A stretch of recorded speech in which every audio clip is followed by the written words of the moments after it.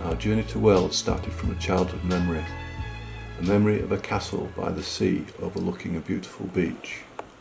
We had run around the castle exploring the passageways and stairs as children do, but the memory that had stayed the most was of looking down from the ramparts and seeing an amusement arcade below at ground level. We really wanted to go and play those games. The sun is shining. We should be making hay. So many years later, I persuaded my parents to accompany me to the castle and see how it was now, and build some new memories. The castle was at Harlech, and we booked a week at a cottage a couple of miles away at Llanfair. Our first full day we found some steps from our cottage going down to the beach, I remembered, and walked along it to the castle in the town. The beach was unspoilt and empty, with the mountains of Snowdon in the distance. We could clearly make out the Snowdon horseshoe.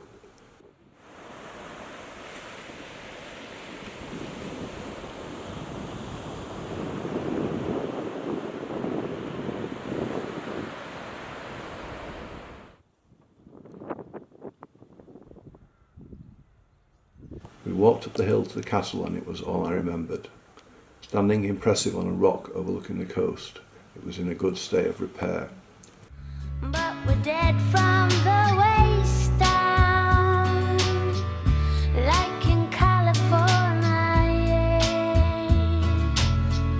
Victory is empty. We explored the turrets and passageways, not running like children but at a more leisurely pace.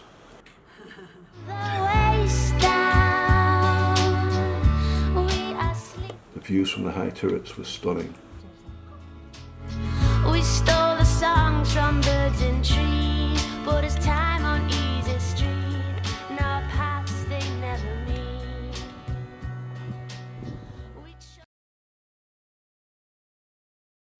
We had climbed Snowdon on the school trip and also on family holidays, but now that wasn't looking like an option unless we caught the railway. None of us had done this, and there was mixed feelings about not going up the mountain by foot. The day was wet and the windows were steamed up. From the centre of the carriage the view was not great, and as we got higher we went into the cloud and the weather was appalling. There was barely enough time to reach the cairn at the top and get a coffee for the return trip.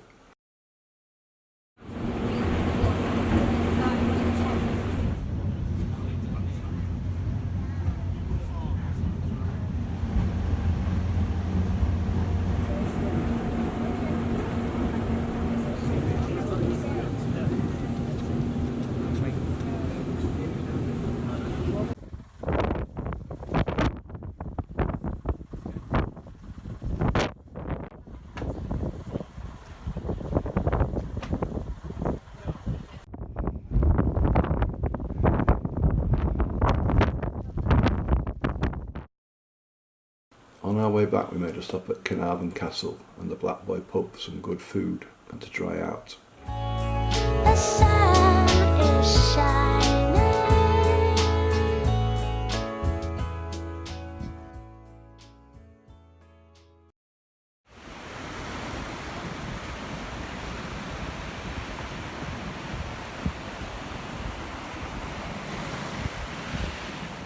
The next day we visited Shell Island.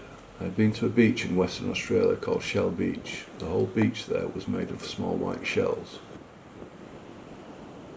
Shell Island's beach was also covered in shells. They were bigger, with more variety. There were amazing views across to the other side of the Sound. The campsite by the beach was quiet, and the shop and restaurant had a slightly run-down feel, but there was no denying the beach was beautiful and flocks of oyster catchers flew by as we sat there watching the waves. We were a bit tired that day and headed back to the sand dunes for a cup of tea at the cafe and then home for a nap.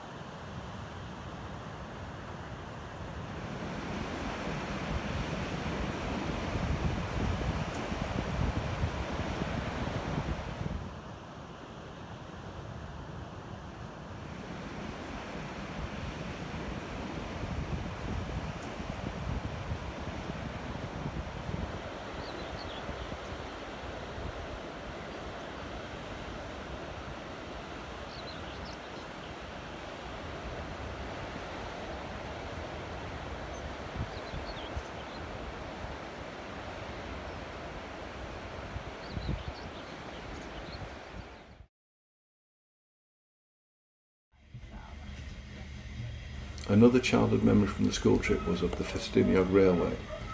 I only remembered the name, but we decided to try another rail journey after the somewhat disappointing Snowdon trip. In fairness, the Snowdon railway could have been brilliant in better weather, and for Ffestiniog the day was looking far better. The train set off from Portmeirion across a bridge over the estuary, and to the left we could see the Snowdon Massif. It may be a tourist railway now, but the train is a proper train and the engine and carriages have been beautifully restored.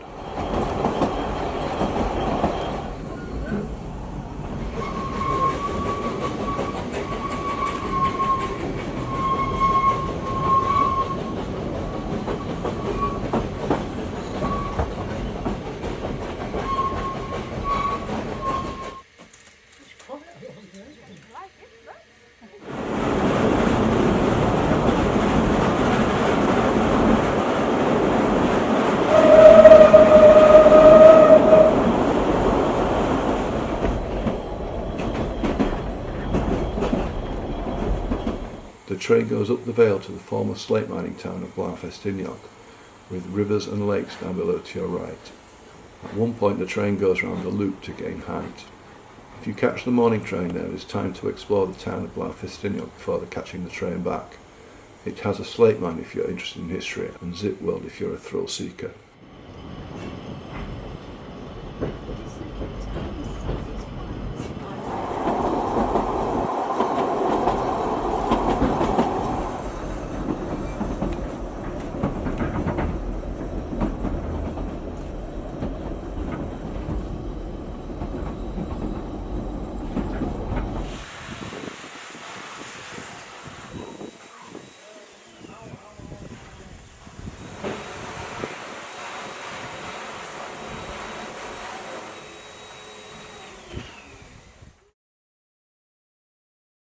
Portmeirion is an Italian-style coastal village created by the architect Clough Williams Ellis.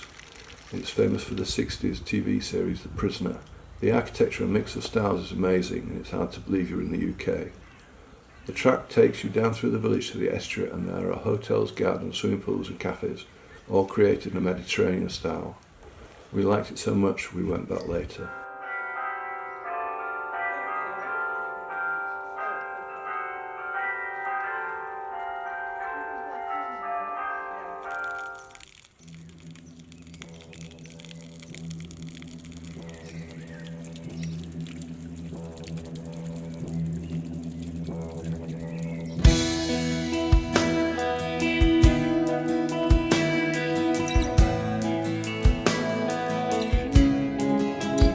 It was strange glue that held us together, while we both came apart at the seams.